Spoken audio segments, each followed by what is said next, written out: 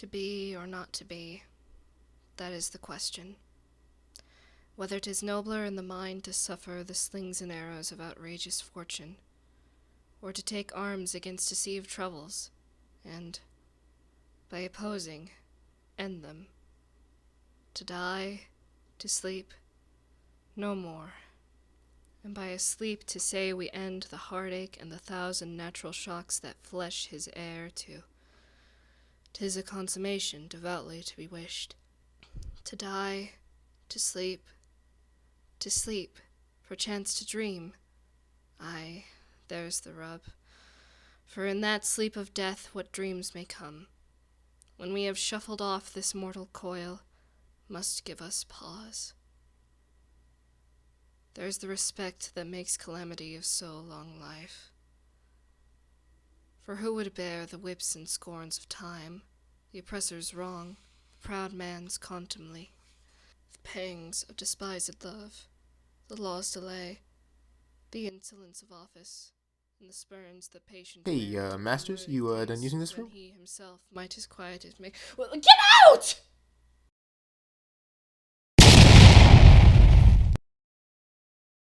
I'll take that as a no.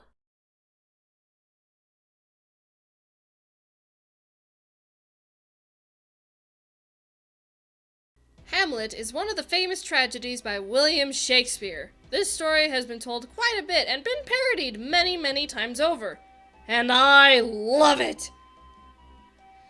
So, to give you the short summary of the play, everyone dies. The end. But since you can't really pass a test with that knowledge, I'll give you a more detailed summary. Now, this won't be as heavily detailed since that would take far too long to go over, but I will give you as much information as I can. The story takes place in ye olde Denmark, and the king named Hamlet has been killed.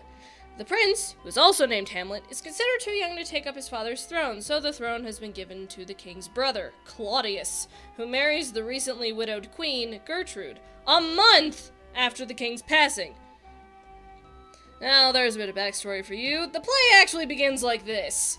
The guards outside Elsinore Castle have been seeing a ghost they claim to be the dead king, so they seek out the help of Horatio, an educated man and Hamlet's best friend, to see if he can talk with it.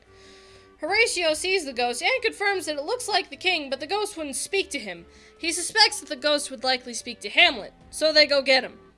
Now, Hamlet is depressed because his dad's dead, Uncle Claudius married his mom, and Claudius told Hamlet he couldn't continue his education in Germany while the family friend Laertes, who was about Hamlet's age, gets to continue his education in France.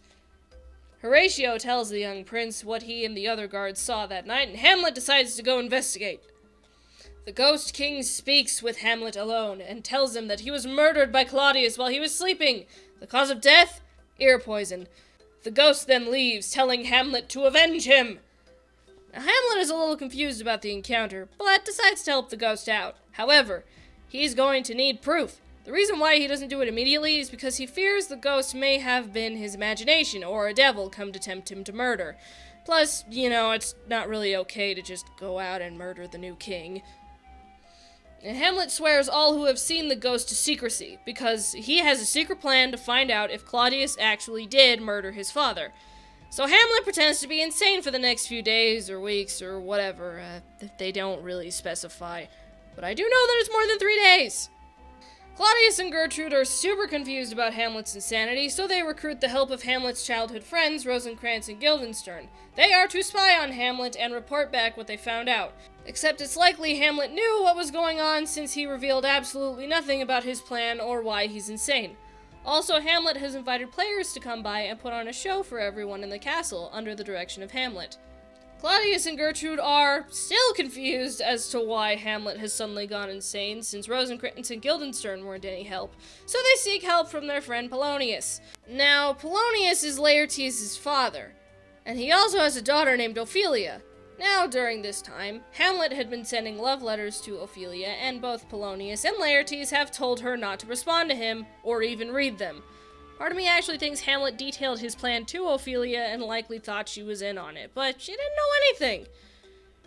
Anyways, Polonius thinks that Hamlet went mad since Ophelia didn't respond to his letters, so they plan to leave Ophelia alone with Hamlet and spy on the two of them to see if anything happens. Well, something did happen in that Hamlet was quite rude to Ophelia and sent her away. This leaves Claudius and Gertrude more confused. Claudius decides that the best course of action is to send Hamlet on an embassy to England. However, Polonius suggests that he wait until after the play that night before he takes any action. Meanwhile, Hamlet tells Horatio to keep an eye on Claudius and see how he reacts to the play. And so the play begins. We have a little play within a play moment here, which I won't go into much detail here, but basically they give a very detailed recreation of the king's murder. They don't even finish the play because Claudius demands it to stop and leaves. Gertrude is mad at Hamlet for the play and tells him to see her in her room. So Hamlet makes his way over there and sees Claudius praying and appearing remorseful of what he's done. Hamlet is about to do the deed, but doesn't, because if he kills Claudius while Claudius is praying, Claudius will go to heaven. And we can't have that! So Hamlet decides to kill Claudius later and goes to his mom's room. Well, apparently, Claudius wasn't praying at all! So Hamlet just lost his window of opportunity right there. There are lots of moments like this in Shakespeare tragedies that just drive me up the walls! Hamlet says some very mean things to Gertrude when something moves from behind one of the curtains. Thinking it's Claudius, Hamlet stabs through the curtains, but the man lying dead in front of him is Polonius. Well, this is bad. Hamlet disposes of the body, but Claudius sends Rosencrantz and Guildenstern to ask him where it is, and Hamlet won't give up that information under the guise of madness. He is then brought before Claudius, where Claudius tells him he's sending Hamlet to England. But what Hamlet doesn't know is that to cover up what he's done, Claudius has set up an order for Hamlet to be killed in England. Well, it turns out that Hamlet suspected this while on his way to England with Rosencrantz and Guildenstern. He snuck into their room and found the notice that Claudius wrote. So Hamlet forges a different order saying that Rosencrantz and Guildenstern are to be killed once they reach England. Hamlet then hitches a ride back to Denmark with pirates and meets up with Horatio once he gets home. Also, it turns out that Polonius' death has made Ophelia go insane. She's out of control, and Laertes returns home absolutely furious to hear that his father has been murdered and his sister is insane. Claudius constantly reassures Laertes that it's not his fault and explains that Hamlet was the one who murdered Polonius. Well, later on, Ophelia drowns herself. Hamlet and Horatio happen to walk in on her funeral, and Laertes is absolutely livid when he sees Hamlet, and they fight. Claudius breaks up the fight, and then comes up with an even better idea to get rid of Hamlet. So Claudius tells Laertes the plan. Laertes and Hamlet will duel with rapiers, and the one that Laertes is using will be laced with poison. However, should Laertes fail the duel, Hamlet will be tired from the fighting and will want a drink. So, Claudius plans to have poisoned wine prepared for Hamlet. The day of the duel comes, and both Hamlet and Laertes are ready to fight each other. Hamlet is wounded in the scuffle, and in turn, he also wounds Laertes with the poisoned rapier. During the scuffle, Gertrude drinks the poison and dies right there, even when Claudius warned her not to drink it. Laertes, dying, confesses to the plan to kill Hamlet, so Hamlet forces Claudius to drink the poison and then stabs him. Finally, Claudius is dead, but so is Hamlet. As Hamlet lays dying, he tells Horatio to tell his story and to tell Fortinbras, the Prince of Norway, that he may rule Denmark.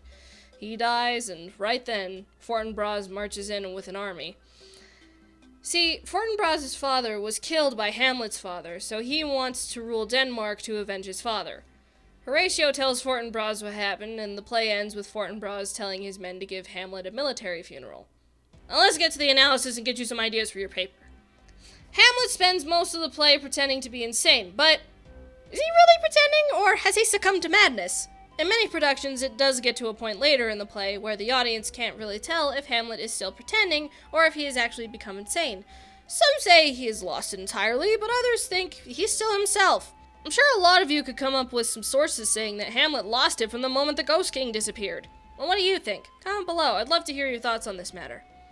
Alright, I assume many of you know what a foil is, but in case you didn't, a literary foil is a character whose purpose is to draw attention to the qualities of another character, usually the main protagonist. In this case, Hamlet has two foils, Laertes and Fortinbras.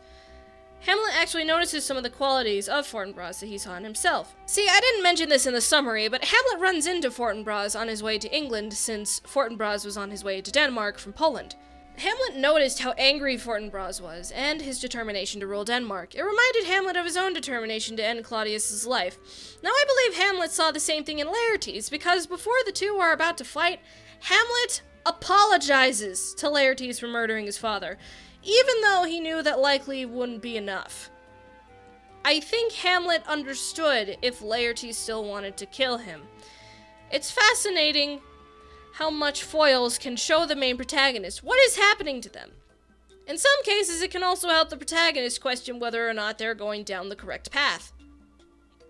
Another fun paper topic could be about whether or not the Ghost King was actually the ghost of the king. Well, yes, it did give Hamlet specifics on how his father died. Was the ghost's real plan to get Hamlet to avenge his death? Or was it something else? Even Hamlet himself is skeptical about all this, but tests it anyway just to be sure. There are even other moments throughout the play where the ghost appears and only Hamlet can see him, thus furthering the notion from before that Hamlet might actually have gone insane. Well, what do you think? I'd like to hear some of your thoughts down below. Overall, this is another great work of Shakespeare's. While it is one of Shakespeare's longer plays, it's still quite entertaining. It's important to know every inch of the play to understand what's going on and how all of these things tie together. I'd recommend this to anyone ages 16 and up, since the language is difficult to understand. Plus, it is a very well-written tragedy. While it does have some moments where it'd end faster if it was done, please understand that you wouldn't have a story if everyone thought logically. I'd also strongly recommend seeing a live production of the play, since that might help you understand what the heck is going on. That was Hamlet. I hope you enjoyed listening to me go on about my favorite Shakespeare play.